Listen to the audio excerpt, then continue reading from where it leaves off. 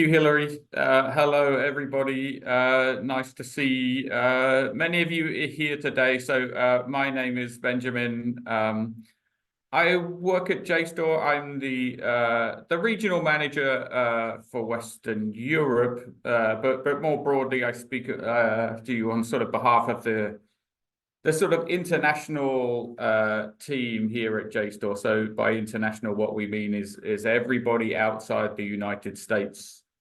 We all work on this. So give me a second. I'm going to just make sure I can share my screen here, which I think I am doing. So Hillary, I'll ask you just to make sure that looks right. I think that looks good. Looks great. Okay, great. So I'll get started. So the topic today: empower your students using eBooks at JSTOR to support learning and development. My role here, I'm just going to talk to you a little bit about JSTOR, a little bit about the books that we have on our platform that are part of this package, and how they might be beneficial to your students. And anybody using JSTOR at your institution. So just quickly a little bit about who we are, JSTOR as an organization. So we're a non-profit organization. We're actually part of a sort of family of organizations. So the Ithaca is our sort of parent organization. And then there's JSTOR, which is primarily an academic platform with lots of journals, books, and primary sources on it. Constellate, you'll see along the bottom, probably a little bit less known. That is text and data analysis. It's a little tool and various services around that. ArtStore is an image database which sits alongside JSTOR, actually now on the same platform. Portico is a preservation service, and Ithaca S&R is our sort of research division that does various important work in research, particularly in the field of higher education, but other fields of education, also secondary education as well. So altogether, we are Ithaca. We're a non-profit organization. We have a mission to improve access to knowledge and to education around the world. And you can see here, we believe education is key to the well-being of individuals and society, and we work to make it more effective and affordable. So, yes, so today we'll be focused only on JSTOR. Our eBooks, as we said, we are a non-profit organization, so that sort of defines the way we set ourselves up and the way we approach this. So we are working to support libraries. We're working to support independent publishers. So yes, we've been doing this a while, and so monographs, so that's to say academic books. We've had quite a transformative effect on moving over from traditional print books over to electronic books in the academic library space in particular. So there are about 74,000, a little bit more than 74,000 titles available. This is 100 participating publishers. I think we're now up to 107 publishers. And most of these books are in subject areas which are more associated with either humanities or social sciences. There are a few others in areas like mathematics and biology, and we'll look a little bit more about the list of disciplines sort of later in the presentation. All right, so how does this look for somebody who's using eBooks on JSTOR? The idea with eBooks is that if anybody's already familiar with JSTOR, they're already using it to read journals, that eBooks should look and feel very, very similar. So, the functionality that will be the same, the user experience will be the same. So in practice, what that means is, so no software, you don't need any special login, you get the access is provided in the exact same way. We don't put any things, so DRM, which means a certain number of downloads or a certain number of people can be reading a book at the same time. We don't have any of that. Access is completely unlimited. There's no DRM. And if you do want to download a chapter, you can do that, and what you'll get is a standard PDF file. So you mentioned, you'll hear, I did mention chapters. Again, because we want it to feel the same as journals, books are discoverable by individual chapter, not the entire book. Because these are academic books, typically what would happen is somebody doesn't need to read the entire book from cover to cover. It's usually one chapter within the book which is more useful to the research they're doing, or the paper that they're writing, or the subject that they are investigating. So they're individual chapters, and again, that feels the same as if you're using a journal. You would only use the article. You wouldn't need the entire issue of the journal, just the individual article within it. So that as you're searching, you'll find the relevant information more quickly. You're not paging through an entire book trying to find the part which is relevant to you. And yes, that surfaces content in a way which is most appropriate for independent study or for teaching. If you're a teacher and you're looking for materials to support your class, that should hopefully help you as well.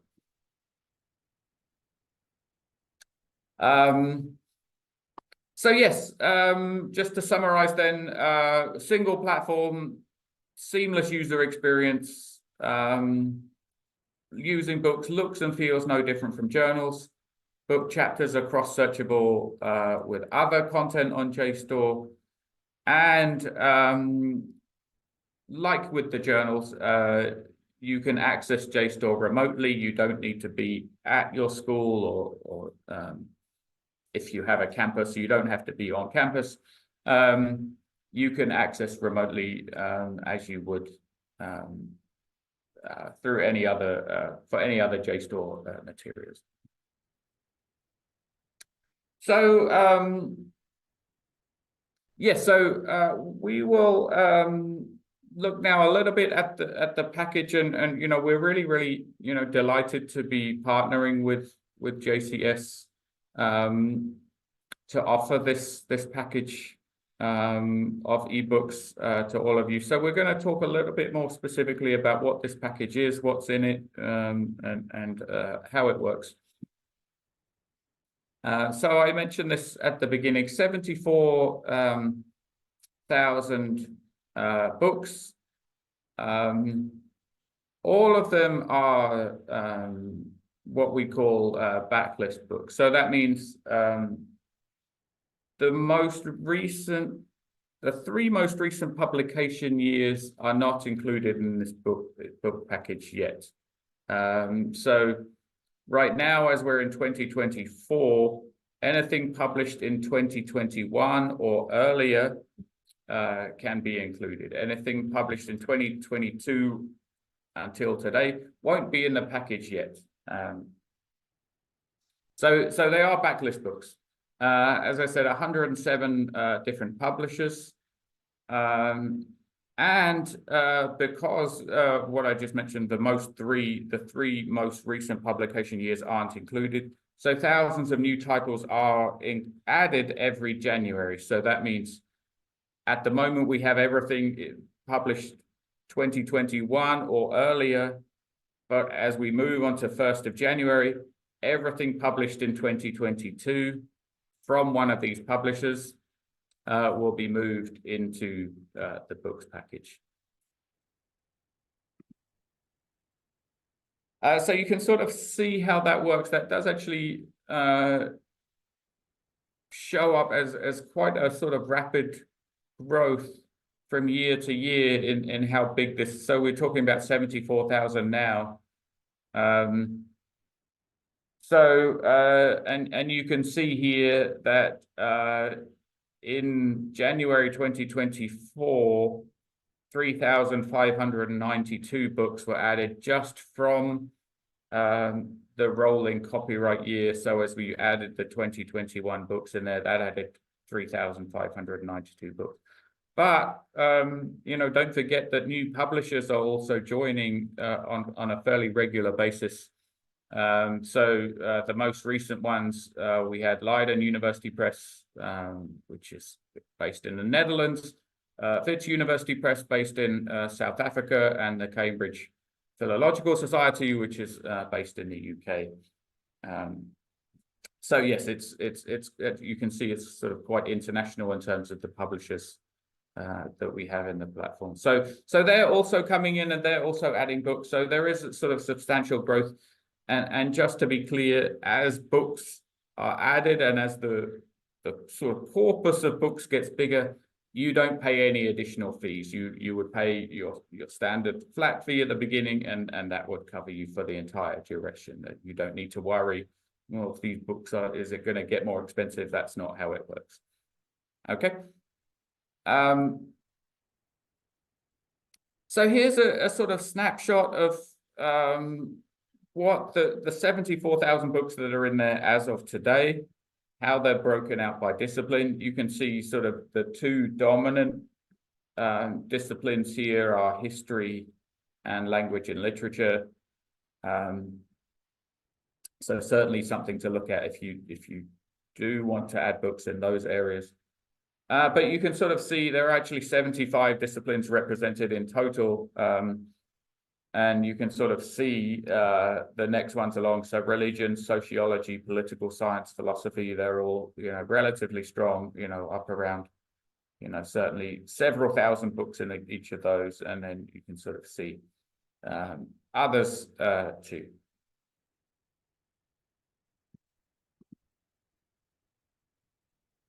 So yeah, a few thoughts here on perhaps some of the benefits for students to get access to these books. So don't forget, the books that we have on JSTOR, you know, they're not textbooks, they are sort of academic texts, academic monographs, we might say. So if you're you know, secondary school age, what benefit might you get from a little exposure to these types of books? So other than the sort of technical things, you can access them from anywhere. You know, you don't need to be in your school library or at the school in person. It does, and you know, we've heard this from people, it does sort of help to develop the critical thinking skills of students. It helps as we're sort of preparing students who are going to go on to further education or to higher education. It does really prepare them with a really good set of skills that is going to be really helpful when they do reach university. So particularly in independent learning. Research, so you know, take a chapter of a book and condense it down into a paper or a sort of homework, an essay, perhaps.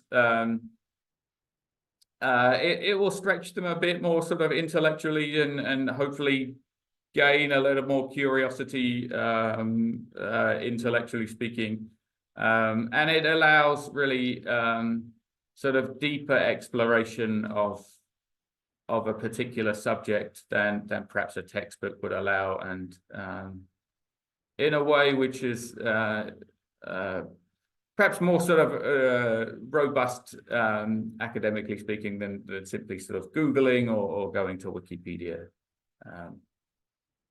So yes, those are some suggestions there. I'm sure you can possibly think of others too. So how does the package work? So you'll work with JCS here, and if you decide this is something that you would like to provide to your students, you would get 12 months of access to all 74,000 books. And as I said, that is completely unlimited access. There wouldn't be a restriction on, you can only download a certain number of times. There wouldn't be a restriction on, so you could have 30 students reading the same book at the same time, and it doesn't matter. We don't put any kinds of restrictions. So it's completely unlimited access to the full 12 months. And we would just, we will give you access to everything, all of the books, the 74,000 that are in there now, all of the additional books which come in as publishers join or as we move into each year. You'll pay one flat fee at the start of that access period, and by access period, what I mean is July until June. So you would start on 1st of July, and then that access would run uninterrupted until 30th of June of the following year. And then at the end, so we track the usage at your school or at your institution, and the books which get used the most during those 12 months, you'll be given those to keep in perpetuity. So that's a sort of nice little bonus that you'll get at the end. That if you're not able to continue on for subsequent years, you will at least retain access to the books where we can sort of see these were the books that got used the most during your access period. So students who are really relying on those, or if a teacher has sort of incorporated one or two of those books into a class or a syllabus, those books aren't going to go away. So then, yes, for those of you who do use MARC records, if you maintain a library catalog, we can, there are resources to set those up. And yeah, hopefully it will be streamlined. Hopefully we've designed this to be an easy, straightforward process that doesn't require a lot of sort of figuring things out. It should be a sort of comfortable and easy experience. Okay, so a little bit more on MARC records. Yes, and this is relevant to anybody who's sort of a school librarian, perhaps if you're maintaining a library catalog. So we do offer MARC records for eBooks through a partner organization called OCLC Collection Manager. It's free to create an account with them. If you don't have one already, you'll go through to set up, and it will, once your school or your institution is linked there, JSTOR will send a feed through to their collection manager tool, and you'll be able to see the books that you have available, and you'll be able to download those, and they will integrate into your catalog tool or discovery layer. Okay, so I will not spend too much time on that, but for those of you who are interested in that, we can certainly help you. There's a link here that can sort of help you, guide you through it if that's something which is new to you.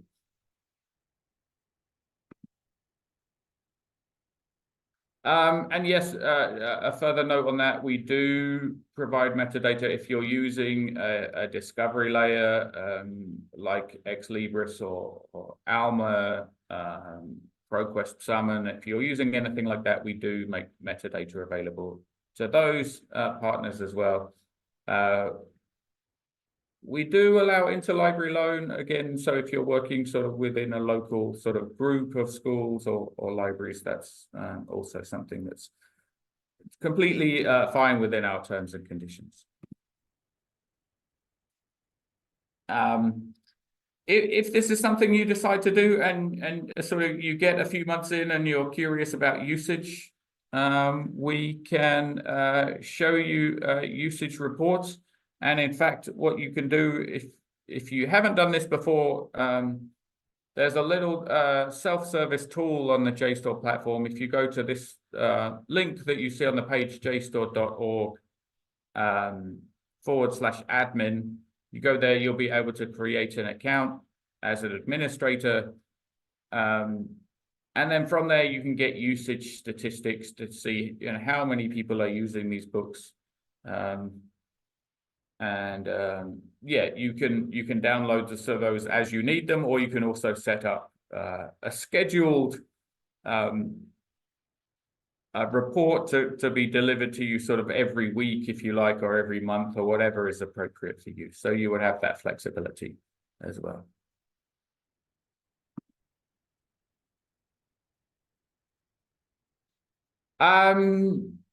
If we can do anything to sort of help you promote, if you know this is something that you decided to invest in, and you know you want to make sure people, you know, students and teachers are aware that this is something you now have. You know, we do have a few resources. There are posters that you can print out and sort of post around, particularly you know, around school libraries. They tend to be that's where I usually see them.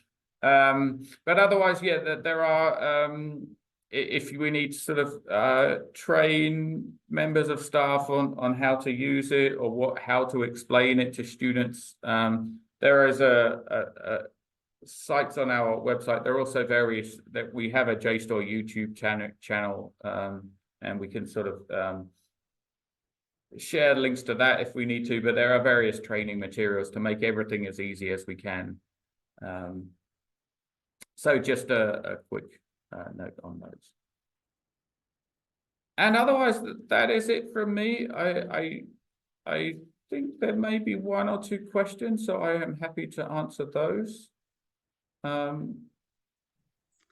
Yeah, we'll just move on to the questions. So if you do have any questions, please do put them in the question and answer box, and we will get to them. So the first question that we've had through is, does JSTOR support text-to-speech technology? We do, yes. Text-to-speech technology should work. We have, you know, we do have